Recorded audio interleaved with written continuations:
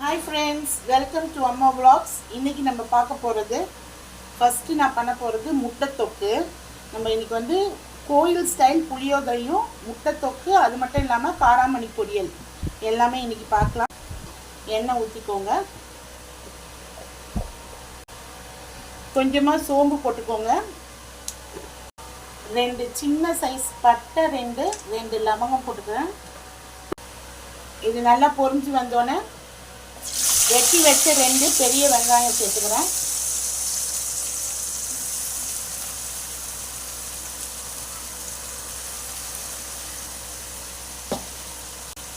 இதை நம்ம நல்லா வதக்கி கொடுத்துடலாம்.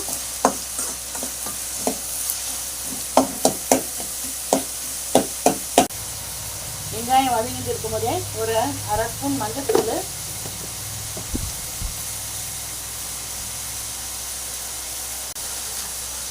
கொஞ்சமாக கல்லுப்பு,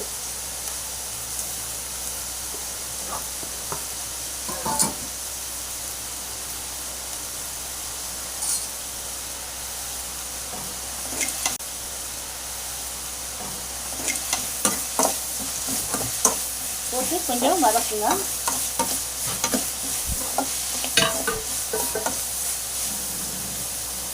இது நல்லா வதக்கி வரட்டும்.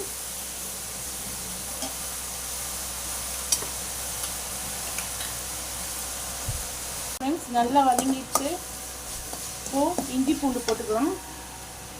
நல்லா பெரிய ஸ்பூனில் 1 ஸ்பூன் போடுறேன். நல்லா இது பண்ணிக்கோங்க. அடுப்பை சிம்மில் வச்சுடுங்க, இல்லைன்னா தீஞ்சிரும். நல்லா இந்த பட்டு வாசனை போகிற அளவுக்கு பண்ணிக்கோங்க. இப்போ நம்ம தக்காளி ஆட் பண்ணிக்கலாம்.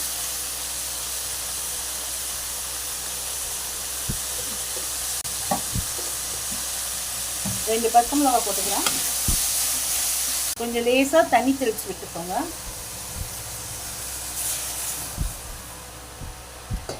ஏன்னா நம்ம இஞ்சி பூண்டு போட்டிருக்கோம், அடி பிடிக்காமல் நல்லா வரும்.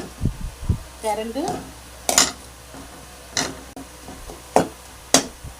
நல்லா வதங்கிட்டோம். பாருங்கள் ஃப்ரெண்ட்ஸ், நல்லா வதங்கிடுச்சு. இந்த ஸ்டேஜில் நம்ம மிளகாய் தூள் போட்டுக்கலாம். ஏற்கனவே நான் மஞ்சள் பொடி போட்டுட்டேன். இது வந்து குழம்பு மிளகாய் தூள், ஒரு 1/2 ஸ்பூன் காஞ்ச மிளகாய் தூள், வெறும் மிளகாய் தூள்.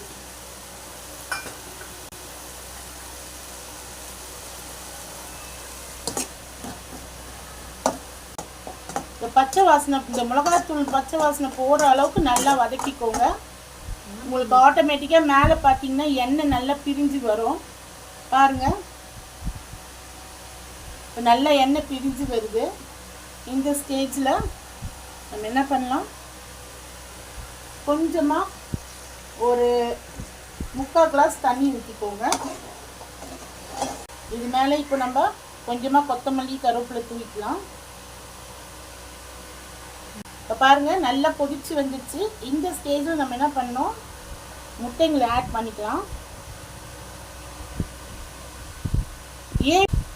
ஏன் இப்படி சொல்கிறேன் அப்படின்னா, நம்ம அந்த கிரேவிலேயே முட்டையை போட்டால் அது உள்ளே அந்த எசன்ஸ் எல்லாம் இறங்காது.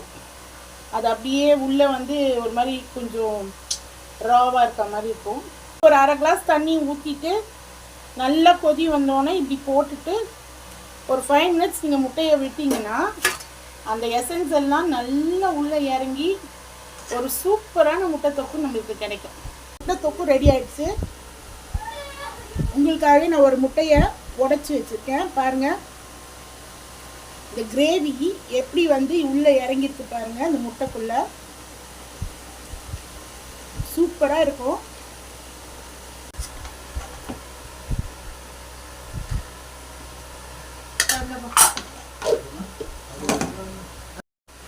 ஃப்ரெண்ட்ஸ், இப்போ நாம் வந்து காராமணி பொரியல் பண்ண போகிறேன். கடுகு உளுத்தம் பருப்பு போட்டுக்கோங்க. இது பொறுக்கி வரும்போது 2 காஞ்ச மிளகாய் கிள்ளி போட்டுக்கோங்க. ஒரு வெங்காயம், ஒரு தக்காளி, கொஞ்சம் மிளகாய் மஞ்சள் பொடி சேர்த்துக்கிறேன், ஒரு 1/2 ஸ்பூன். இப்போ நம்ம இஞ்சி பூண்டு பேஸ்ட் போட்டுக்கலாம் கொஞ்சமாக. இது காராமணி மஷ்ரூம் பண்ணுறதுனால இஞ்சி பூண்டு ஒரு 1/2 ஸ்பூன் போடுறேன். லாவிஷாக கொத்தமல்லி கருவேப்பிலை இந்த ஸ்டேஜில் ஆட் பண்ணிக்கிறேன். 1 ஸ்பூன் வெறும் மிளகாய் தூள் மட்டும்தான் போடுறேன், வேறு எதுவும் ஆட் பண்ணிக்கல.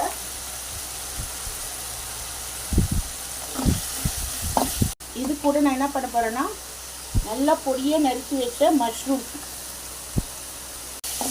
சீக்கிரமாக வெந்துடும்.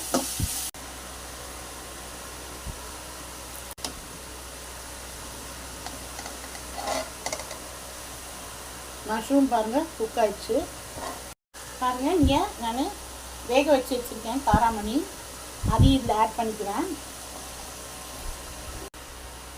ஒரு 5 மினிட்ஸ் இது அப்படியே குக் ஆகட்டும். மஷ்ரூம் அண்ட் காராமணி பொரியல் சூப்பராக இருக்கும், செஞ்சு பாருங்கள். டேஸ்ட் பண்ணி பார்த்துட்டு எனக்கு கமெண்ட் பண்ணுங்கள். இப்போ நான் புளியோதரை எப்படி பண்ணலான்னு பார்க்கலாம். கடாய் வச்சுக்கோங்க, நல்லெண்ணெய் ஒரு 50 கிராம் விட்டுக்கோங்க. இது கூட ஒரு 2 ஸ்பூன் நெய் காஞ்சிடுச்சு. இதில் முதல்ல கடலைப்பருப்பு போட்டு 1/2 ஸ்பூன் உளுத்தப்பருப்பு போட்டுங்க. இது கூட கருவேப்பிலை கொத்தமல்லி போட்டுக்கோங்க. அதோட ஒரு 5-6 வரமிளகாய். மிளகாய் வாசனை எண்ணெயில் வந்து விட்டோன்னு நம்மளுக்கு ஒரு வாசனை வரும். அந்த டைமில் வேர்க்கடலை போட்டுக்கோங்க.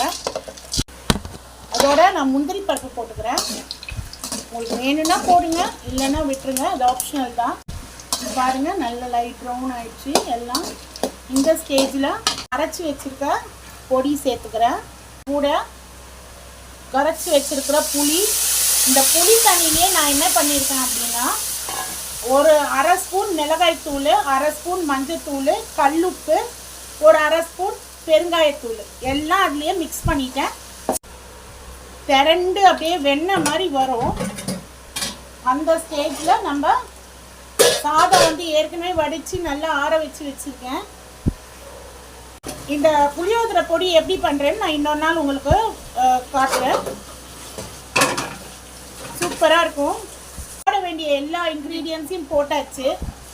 நல்ல கமகமன்னு ஒரு வாசனை வருது. பாருங்க நம்ம புளியோதரை எப்படி வந்திருக்குன்னு.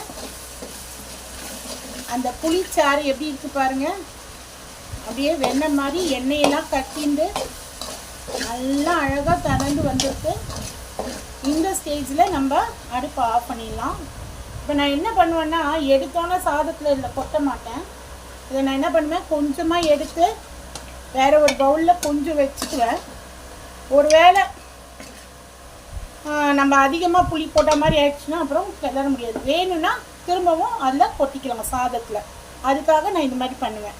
வாங்க எப்படி கிளறேன்னு பாருங்கள். இப்போது நான் அது மேலே சாதத்தை கொட்டிட்டேன். இப்போ என்ன பண்ணுறேன்னா வெண்ணெய் உருக்கி வச்சுருக்கேன்.